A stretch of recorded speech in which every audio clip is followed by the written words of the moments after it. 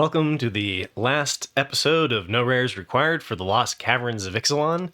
No Rares Required is a weekly podcast where I cover the top performing commons and uncommons in a color pair or archetype that you vote on each week. And this week there was no vote because there was only one archetype left. And this week it's going to be Selesnya or green-white. And I'm going to call this one Selesnya Counters, which was the theme on Arena. But it's a bit of a stretch. It's not a heavily supported archetype. And it's more like white flyers and green dinos, with a nod to some counter synergies, similar to Simic's nod to explore synergies. The counters work in every archetype, just like Explorer works in every archetype for Simic. So the only real payoff, like Simic, is the signpost uncommon, Kutzil.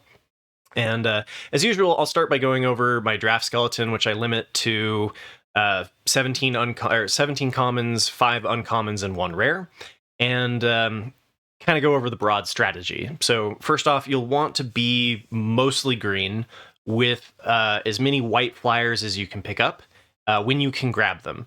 If you're watching this for a flashback draft on Arena or to brush up for a draft among friends, definitely grab those white flyers. People quickly caught on to how good the common white flyers are, and they are at common. So even once their power was revealed, you still are able to usually pick up 2 or 3 when white is open. But during week 1, I mean, I had decks that had like 11 flyers, right? I mean, like you can easily get 7+ white flyers. After that, like Simic, I look to grab green dinos, and because of that, it's a reasonable space to pivot, just like Simic, when either Azorius or white-blue flyers or Gruul or green-red dinos has dried up. So with that, let's cover the cards individually and when you should look to take them during a draft. So if you're new here, the first thing I like to do is calculate the total wins created. And I do this by taking the average of the game's played win rate and the game in hand win rate on a website called 17 Lands, which tracks Magic the Gathering data.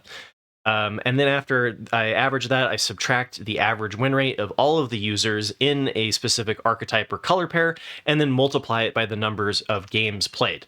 And what this allows me to do is see which cards are most commonly being played that positively affect the archetype. So the top of the list here, we've got Miner's Guidewing, Ultec Cloudguard, those are the white common flyers, Petrify, Kutzil, Ruin Lurker Bat, Staggering Size, Huatli's Final Strike, Sentinel of the Nameless City, Pathfinding Axedraw, Cenote Scout, Explorer's Cache, Poison Dart Frog, Sanguine Evangelist, Kellen Daring Traveler, Bedrock Tortoise, and Huatli Poet of Unity. And if you don't know what these are yet, don't worry about it. We'll go into those in more detail. And so I can do the same technique, but instead look at which cards are most commonly being played that negatively affect the archetype, and we'll call this one Total Wins Destroyed.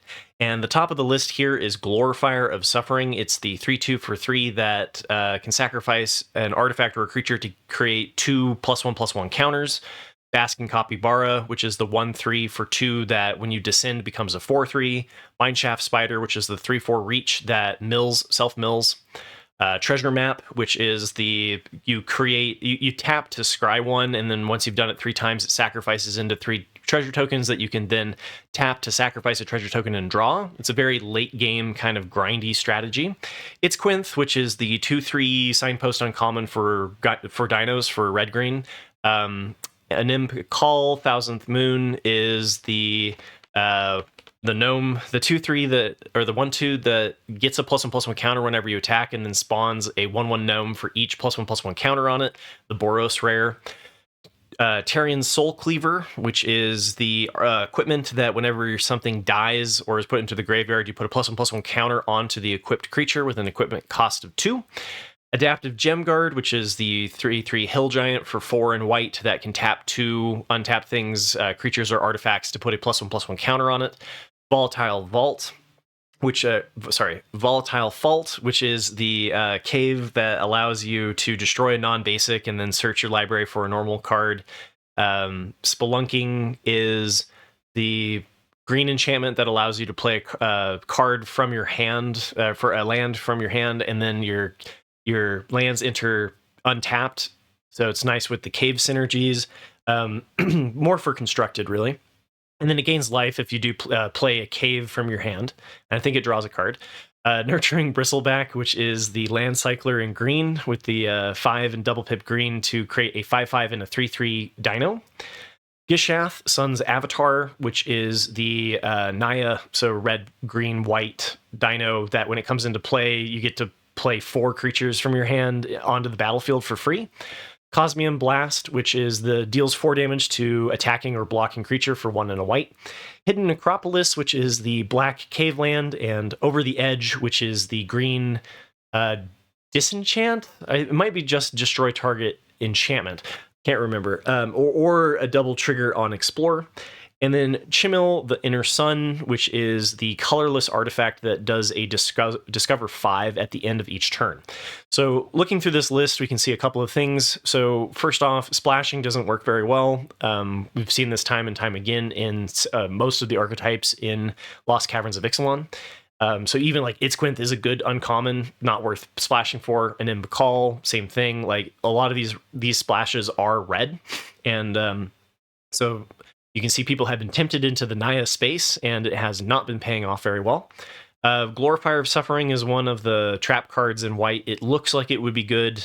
It has not performed well. Even when you have flyers, which I think is its best time, is when you have the white flyers to put the +1/+1 counters on. Has just been unimpressive.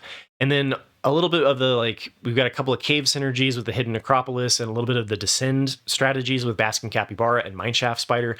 This is not a good place for Dirtling. This is not a good, it's not like Orsov or Azorius Craft, which can go very late.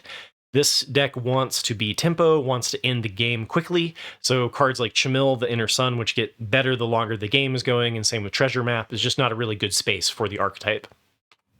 So after doing that, I like to take those wins created and then divide them by the number of times that the card was picked during a draft and graph it against the average taken at, or ATA, and fit the data with a logarithmic regression.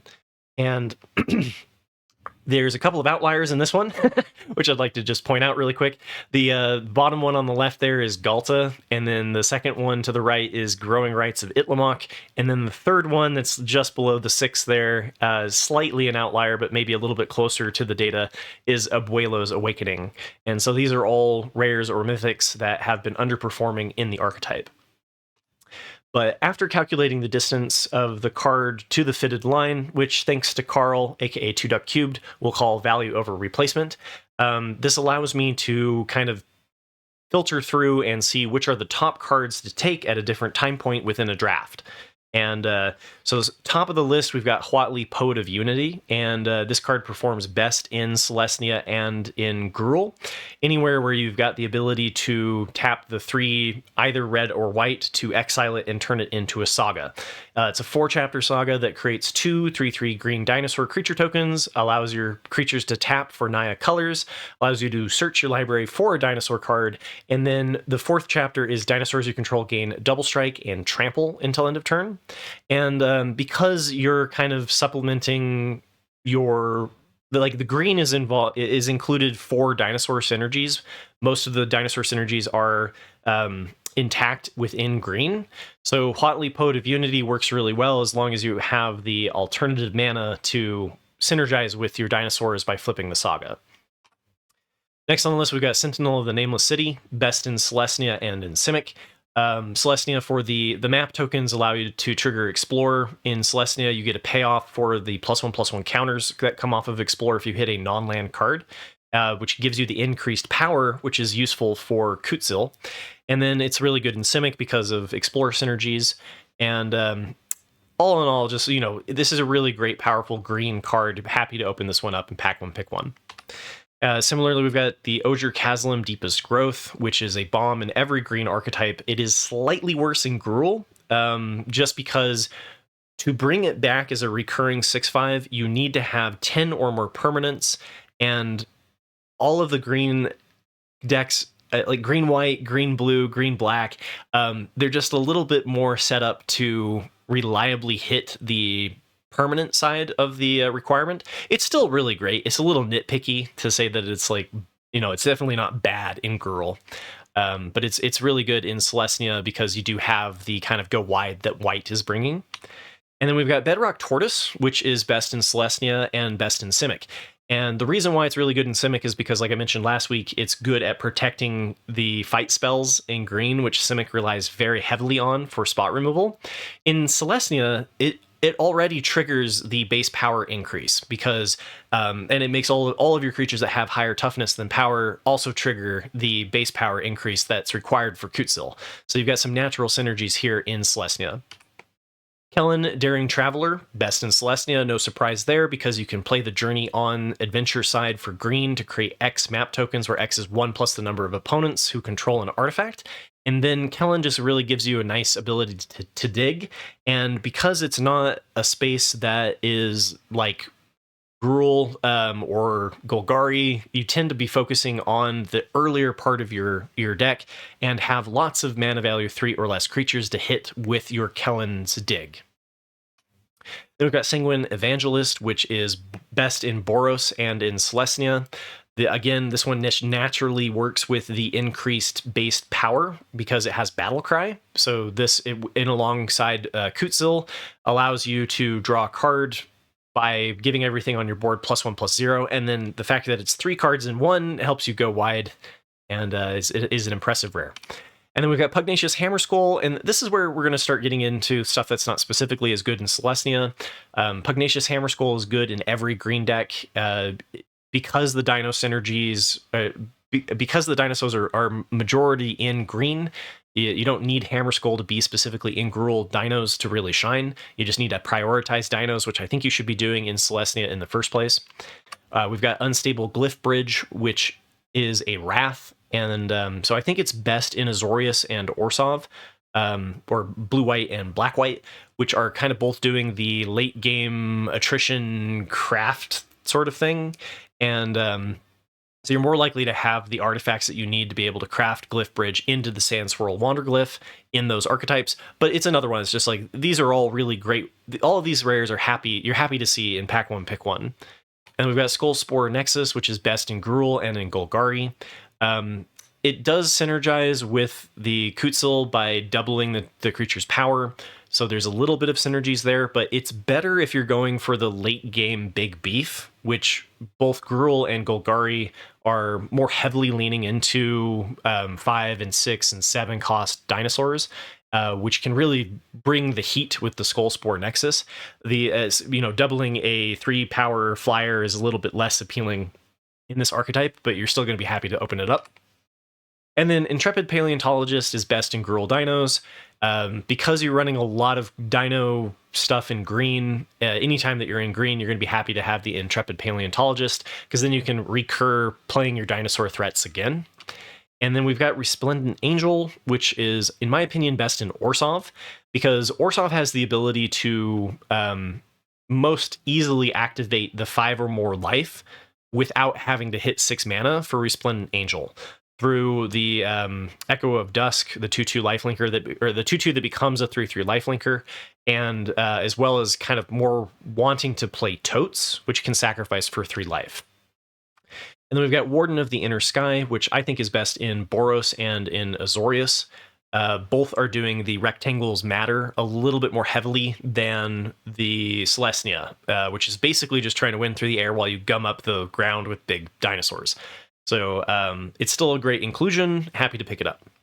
So the more important part of this whole process is, I think this one, picks 2.5 through 5 are really what are the top performing uncommons and top performing commons that you can look to take in Pack 2, pick 2 or pick 3 after you've picked up your busted rare. So the top of the list is Cenote Scout, and this one is not specifically better in Selesnya. The Explore synergies do work to increase your base power, but it's good in every green deck because green lacks early 2-drops. So you have bad 2-drops, you're going to want to pick up Cenote Scout to stop the early pressure of like the Izzet Pirate aggro deck, for example. Ruin Lurker Bat is another one it's not better in Selesnya than it is in other archetypes, but it is a top performing uncommon in white. You're you're going to be happy to pick this one up. And then Malamet Battleglyph is just good removal in green. The fact that it puts a +1/+1 counter on a creature is okay if you have Kutzil, but a lot of times it's just removal. It doesn't seem to perform better in Selesnya. And like Simic, that's one of the problems that Selesnya has, is that like the cards that work well in Selesnya work well in other decks. So it's not like you're getting additional synergies outside of the uncommon. Ultec Cloudguard, another one top performing common in every white archetype, getting a 3/2 flyer that can spawn that spawns a 1/1 that you can then use to chump on the ground can be really handy in the race. Petrify is just really great removal at common in white. There's not a whole lot of sacrifice strategies because the rectangles are so important. The Orsov sacrifice, which I think was the closest to making Petrify bad, just really would rather keep its artifacts on the board for other reasons, or you got to be careful about what you sacrifice. So Petrify works really well as just cheap removal in white. And we've got Restless Prairie, which, no surprise here, is best in Selesnya, the manland that can activate into a 3/3. The more that you're going wide, whenever it attacks, other creatures you control get +1/+1 until end of turn, which can be really nice if you have a whole fleet of white flyers. Poison Dart Frog is best in Gruul and in Golgari, which look more to ramp to their late end, ramp to 4-drops. You could have like Pathfinding Axe Straw in Selesnya, but you're not as excited to get to the later part of your curve, more so than just playing things that are either flyers or gum up the ground to win the race with flying. So Poison Dart Frog is still something that like I'll look to pick up, but it's not as good as it would be in some of the other strategies. And then we've got Kinjali's Dawnrunner, which Explorer pairs nicely with Kutzil, and so it works pretty much the same in every white archetype. You get either a 1/1 double strike that draws you a land, or you get a 2/2 double strike for 3, and both of these are decent options. And now we get into kind of like how healthy is the deck and what your options are pick 5 through 8. This is where you really like flesh out your deck and whether or not you end up getting cut. So one of the upsides to Selesnya is that it is relatively deep. The downside is that you can see the value over replacement is relatively low for all of those cards. So there's a lot of good green and a lot of good white at the common level that you can use to fill out your deck. The problem is that it's just not spectacular specifically in Selesnya. So top of the list, and the exception to that rule, is Kutzil Malamet Exemplar. It's nice that you can pick this up as late as pick 5. Commonly getting passed because Selesnya is not great. Similar to Simic, you can find the uncommon signposts. I think that if you're doing a flashback, though, like, it's not going to be as overly... The good archetypes aren't going to be as overly drafted, but if you're in a pod that really knows what they're doing and has played hundreds of drafts of Lost Caverns of Ixalan, I've liked this, that the fact that this is something that I can kind of reliably pick up if I start out looking like I'm going to end up in Selesnya. And then Explorer's Cache is another one that's the best archetype is in Selesnya. I didn't include it in my draft skeleton just because it's not necessary. A lot of the cards that, like, Iron Paw Aspirants can put +1/+1 counters on things. A lot of things have Explorer. So like giving that +1/+1 counter, you can already kind of achieve through other cards, but there's no doubt that Explorer's Cache works really well in this archetype. Being able to give just 2 +1/+1 counters to your flyers makes them into more aggressive threats. And because you have a whole bunch of Explorer synergies, whenever your creature dies, getting additional counters on Explorer's Cache can just give you a lot of power to move around. And Miner's Guidewing is a top performing white common. You get a 1/1 that when it dies, it explores, which works doubly well in the Selesnya archetype.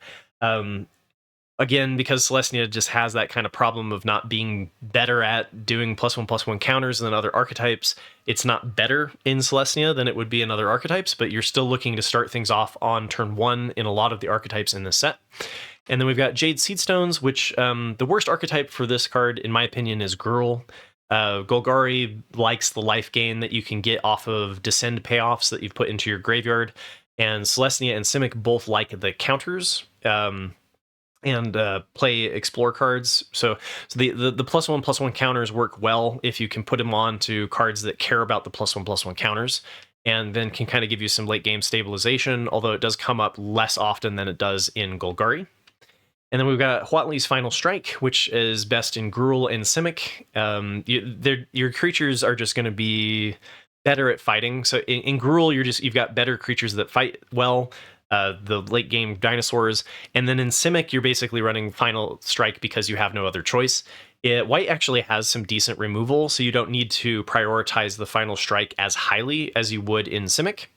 And then Pathfinding Axedraw is best in Gruul because of dino synergies, but and really good in Golgari. I think the 4-drop slot in Golgari is a really key spot. In this one, it's a little bit less important because you're pushing damage through in the air. But I've still like Pathfinding Axedraw is a card that I really like to see anytime that it's available, because a 4/3 that draws you a land or a 5/4 is just really well statted for the 4/4 in the 4 cost slot in this set. And we've got River Herald Guide, which I think is an underrated green common. I don't even think that it's like you need to be in Selesnya to take advantage of it. I think that a 4/2 works really well, especially if you've got some combat tricks like Staggering Size or Acrobatic Leap. You can pressure pretty well with the River Herald Guide, and people just don't draft it. They see the 3/1 for 3 and they're like, no, I don't want it. And so I think you can kind of leverage this a lot of times that you're in green and look to pick up River Herald Guides. The Ironpaw Aspirant the dream is turn 1 Miner's Guidewing, turn 2 Aspirant to make it into a 2/2 that explores while leaving a 1/2 down on the ground. In case the flyer dies, it can have an explore target. And then on turn 3, you play a Kutzil, so that now that if they don't block your 2/2 Miner's Guidewing or kill the Miner's Guidewing, then you're drawing a card each turn. So that's kind of where the Selesnya dreams are made of. Again, the Ironpaw Aspirant works well with any white flyers. It's not better in Selesnya, which is one of the problems. And then we've got Cavern Stomper. This is a card that has people have started to recognize the power of the late game as things have kind of slowed down. So one of the things that's nice about draft is that it self-corrects. So in the beginning, it was very aggro, very tempo-based, and the Jeskai, or the white, red, blue space, was the place to be. And as the set matured, people realized that people overdrafted that space. And so I was a big green dino lover from the beginning. And so, this was a card that was available pick 8 and onward, and you could kind of reliably pick 1 or 2 up every time that you were in green. Now you have to fight for it a little bit more. It's a little bit less likely to wheel. But the later that you're going, the more that you're like Golgari or Gruul, then the more that you want Cavern Stomper. In Selesnya, I kind of hope to have the game over before Cavern Stomper comes down. And but I included it in the draft skeleton just because every time that I've been in green, I've been able to reliably pick up 1. And then similarly, like Armored Kincaller is really good in the Gruul Dinosaurs synergy, and it's really good in Simic, just because like Simic really struggles with the good 2-drops, and the 3 life is a way to kind of replace having the good 2-drops as long as you have enough dinosaur synergies. But it works well too if you're racing against your opponent in the air with your white flyers. And Armored Kincaller has been a really impressive common, even when you're not in the dinosaur archetype specifically. You don't need that many, and if you're just playing this out as a 3/3 that doesn't do anything, doesn't gain you any life, that's still okay. And then we've got Quicksand Whirlpool, which is anytime that you're doing the white flyer strategy and trying to race your opponent, they're more likely to tap their creatures and attack back at you, rather than defensively post up. And so as long as you're attacking in the air and doing that strategy, then Quicksand Whirlpool has been impressive removal in white. It's less impressive if you're primarily on the ground in your dinosaur synergies. So kind of take this with an asterisk. It's good if you are more towards the white flyers, less good if you are doing a lot of the green stuff on the ground. And then we've got Twists and Turns, which, like I covered last week, it's decent in any green deck, and it's not like it's better in any specific archetype. And if you've got enough Explorer triggers, which Selesnya can have a fair amount of Explorer triggers, then the additional Scry helps you hit the +1/+1 counter instead of drawing a land, which makes it relatively important for the Selesnya archetype because you want to be hitting the +1/+1 counters instead of getting to land, which you're not really running like a really late game strategy. So I like twists and turns. I do think you should try to include one, but you don't need to go out of your way. There's something that like usually comes to you pretty late. And then we've got Vanguard of the Rose, best in Boros. The reason why I think it's best in Boros is because Boros is creating the most amount of rectangles and tokens and treasure and things that you can use to kind of fuel Vanguard of the Rose. But like it's still doing the same function in Selesnya that it is doing in Boros, which is gumming up the ground while you're winning in the air. You're just a little bit less likely to be able to constantly keep this around, which is fine. You know, it's still just a 2-drop. Like I've seen people go way out of their way to keep Vanguard of the Rose alive, and at the end of the day, you'll like remember it is a 2-drop. It's okay if it trades. And then Tendril of the Micro Tyrant is a 2/2 that works really well if you are going to hit into the later part of your mana, right? So if you are running like the twists and turns and a lot of Explorer, you can do a more late game strategy that works a little bit better with the Cavern Stompers and such, right? I think Tendril is best in Gruul because Gruul just ends up being pretty grindy a lot of the time. You end up getting to the late part of your curve where then you have 8 mana and you can start attacking them with 7/7s every turn. It's a little bit less likely to happen in the other green archetypes, or at least as reliably. And because like if you're racing in the air, you're not grinding out to who can outvalue your opponent, right? So Tendril is still a good inclusion because green is weak in 2-drops. Anytime that I'm green, I'm looking to pick up a Tendril. And last, here we've got the value over replacement for picks 8. These are the cards that you really don't need to go out of your way for. They're often available on the wheel, which is the second time that you see the card. So we've got Staggering Size, which is almost necessary to win the game in Simic. The more that you're leaning towards the white flyers, so this is like the opposite of the whirlpool, right? The more that you're leaning into the white flyers, you don't need the staggering sizes as much. If you're trying to win through the dinosaurs on the ground, then staggering size is a really good way to push through with your axe draws. And then Acrobatic Leap is best in Boros and in Selesnya. Selesnya, you get like, it does synergize a little bit with the Kutzil to give you that increased power to draw, same with the staggering size. I think both of Boros and Selesnya are in a similar place, which is more towards mid-range than strictly aggro, but you need a way to kind of push that last little bit of damage. And so I found this works pretty well. Or like, you know, if you got a Pathfinding Axe Draw, you can play an Acrobatic Leap, and now you've got a 6/6 flyer, or, you know, coming at them, 6/7 flyer. And you can also use this defensively to catch people off guard, which is, I think Acrobatic Leap is a little bit undervalued. I typically try, you know, I typically find myself having maybe more than I should in my deck, and I've enjoyed it though. And then even super late into the format, people aren't playing around Acrobatic Leap, which is always nice, right? Malamet Scythe, the only deck that I really want to look to play the Malamet Scythe is in Selesnya, and sometimes in Simic because you can really lack the interaction. I really like it in Selesnya because of being able to put it on a flyer. Giving you a flyer +2/+2 with flash, and then equip 4 does give you something kind of late game to move around, and it combines with Kutzil. Hidden Nursery and its white counterpart. The Selesnya space is not good for cave synergies. It's not something that I'm like trying to go like, let's get 9 caves and play the Bat Colony. And the cave itself, the cave deck itself became kind of its own archetype.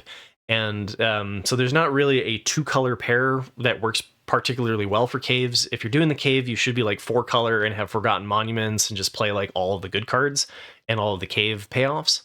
But including 1 or 2 in your deck is nice for a little bit of extra late game value that you can, you know, turning your 24th card, giving you something to do with your lands is something that's okay to do in every archetype except for like, is it, you know, if you're really heavily leaning on, like if you have like 4 Miner's Guidewings, then you don't want tap lands. right? But a lot of archetypes are still starting on 2 instead of 1, and have a couple of 1-drops, and so keep it in mind, like how it fits into your curve and whether or not you're really needing that turn 1 play. And I do think the green one, because you're mostly green, the main color tends to be the better cave. I've talked about that in the past. I'll just touch on it really quickly.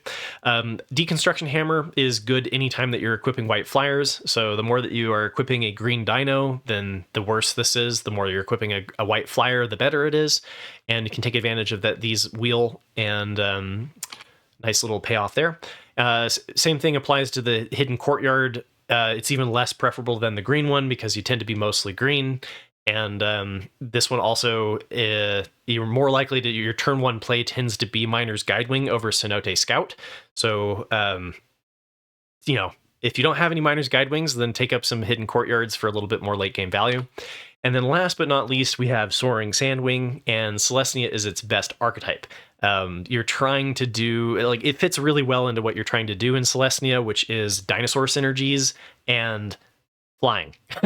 So you get a flying dinosaur that gains you 3 life. And so Soaring Sandwing tends to be filler. I think in Selesnya it's just slightly above filler and is something to look for on the wheel.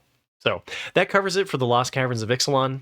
And sadly, it sounds as if there will be no content creator early access for Murders at Karlov Manor. I hope they bring it back in the future, because I've had my fingers crossed that I will eventually get to be a Magic the Gathering ambassador and play in the early access events. So if they're gone forever, I missed my chance, and that's kind of disappointing. But next week I'll be covering my first impressions on Twitch. So if you want to drop by on Thursday and Friday this week, we'll be going over the Murders at Karlov Manor. We should have the full spoiler list by Friday.